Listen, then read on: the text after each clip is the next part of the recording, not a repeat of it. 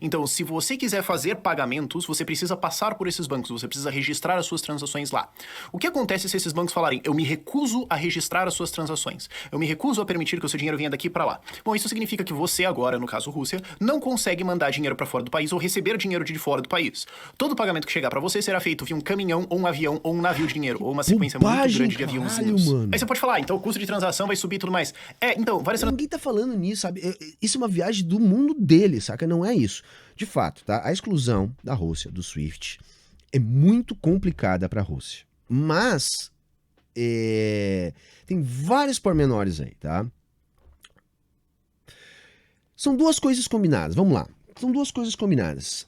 A Rússia, ela vem se preparando para esse tipo de sanção econômica desde 2014. Ela já sofreu outras pesadas sanções econômicas em 2014, quando ela invadiu a Crimeia. E essa escalada do conflito na região fez com que a Rússia viesse a se preparar para isso. Se preparou em vários sentidos. Militarmente, ou seja, modernizou suas forças armadas, ampliou suas forças armadas, criou seu próprio sistema de compensação de pagamentos. A China também tem um próprio sistema de compensação de pagamentos. Já existem transações entre esses dois sistemas, fazendo com que, se a China quiser, ela pode manter a Rússia realizando seus pagamentos através do seu próprio sistema. Isso não quer dizer que a exclusão do SWIFT não seja uma bomba para a economia russa. É sim, tá? É sim. Mas o Putin se preparou. E se preparou, entre outras coisas, como? Acumulando um volume muito expressivo de reservas internacionais. Então a Rússia tem mais de 600 bilhões em reservas internacionais.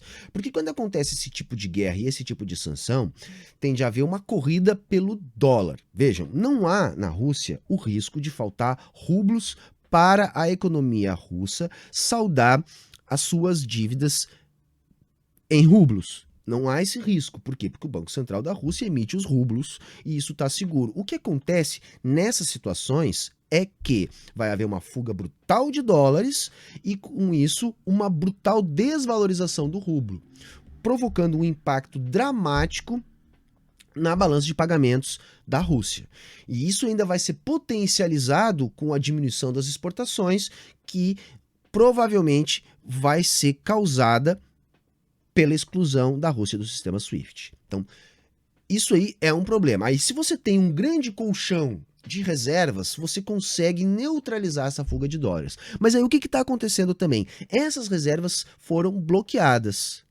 A maior parte dessas reservas foram bloqueadas. A gente tem que entender que as reservas internacionais, elas não são um dinheiro num cofre, não são dólares num cofre do Banco Central da Rússia. Não, isso está em papéis. Então você tem um portfólio onde estão divididas essas reservas. Então essas reservas vão estar em papéis dos Estados Unidos, vão estar em títulos de curto prazo, vão estar em dólares em alguns bancos, vão estar em yuans, vão estar em euros, vão estar em ouro. Tem muitas formas que essas reservas vão estar divididas. E de fato o que está acontecendo houve um bloqueio dessas reservas. Um roubo dessas reservas, um roubo, tá? Mas não vamos aqui fazer a avaliação moral, por quê? Os Estados Unidos, que controla o sistema monetário internacional, né? Controla o FMI, controla as principais instituições bancárias internacionais, controla o SWIFT, ele tem poder para fazer isso. Então ele neutraliza essas reservas que ele tem como fazer. Ele só não vai conseguir fazer naquela parte das reservas russas que estão em yuan e que estão em ouro, tá? Que deve dar coisa de 30% das reservas. Então a maior parte das reservas russas também foram congeladas, fazendo com que o Banco Central russo não possa utilizá-las para assegurar o derretimento do dólar. Tá? Então isso é um problema grave, sim, para a economia russa. As bolsas estão fechadas e está sendo tomada uma série de medidas para tentar diminuir o impacto sobre o dólar. Então, na prática, está havendo um confisco dos dólares dentro da Rússia. Os bilionários russos estão perdendo investimentos e ativos no exterior. Tudo que os Estados Unidos puder bloquear, ele vai bloquear. Tá? Só que não é a mesma coisa que bloquear a Coreia Popular ou Cuba. A Rússia é um dos maiores exportadores de petróleo e gás do mundo. Um dos maiores exportadores de trigo do mundo. dentro de uma série de outros metais ali, alumínio, titânio e mais uma série de outros metais, ela também está entre os principais exportadores do mundo. A Rússia tem uma extensão territorial que é a maior do mundo, então ela também controla um espaço aéreo que precisa ser cruzado para que existam transações comerciais. Então, assim, não é tão simples bloquear o comércio russo. Então vai haver torneirinhas abertas dentro desse sistema SWIFT. Por exemplo, a Rússia está fora do sistema SWIFT, mas não naquilo que diz respeito às transações de gás com a Europa. Entendem? E a mesma coisa vai ter que começar a acontecer no trigo, no minério de ferro,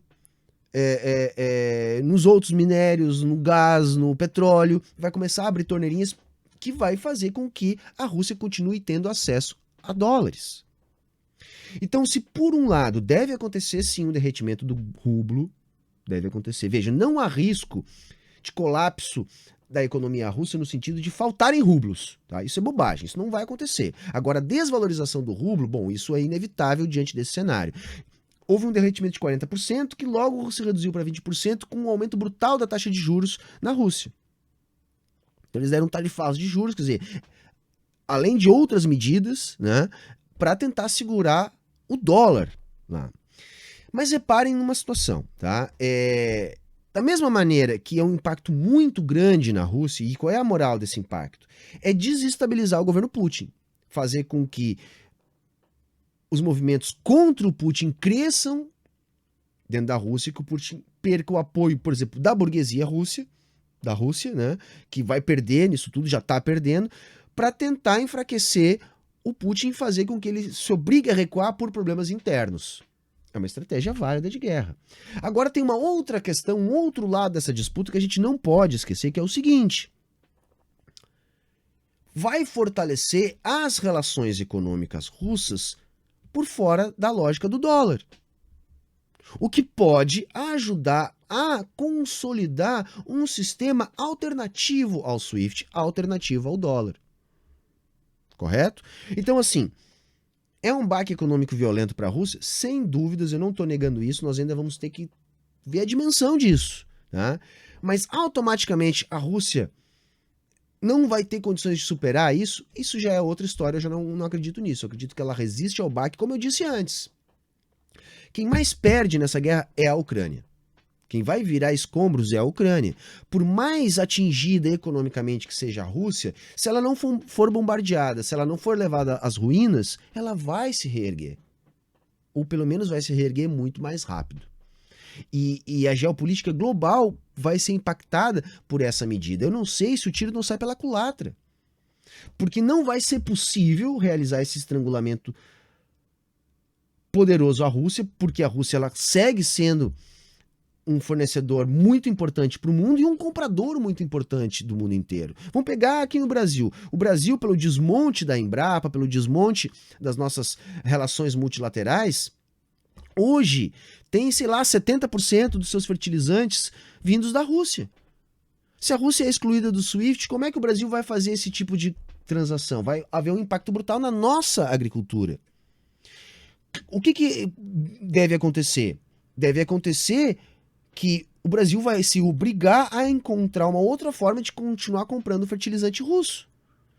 E eu estou falando do Brasil, mas isso é todo mundo que tem algum tipo de dependência de relação de comércio com a Rússia, pelo tamanho da importância da Rússia no mundo. Então, não sei se é possível fazer esse estrangulamento sem que a própria Europa também sofra bastante com isso. Uma das coisas mais óbvias que vai acontecer na Europa é a brutal elevação do preço do gás.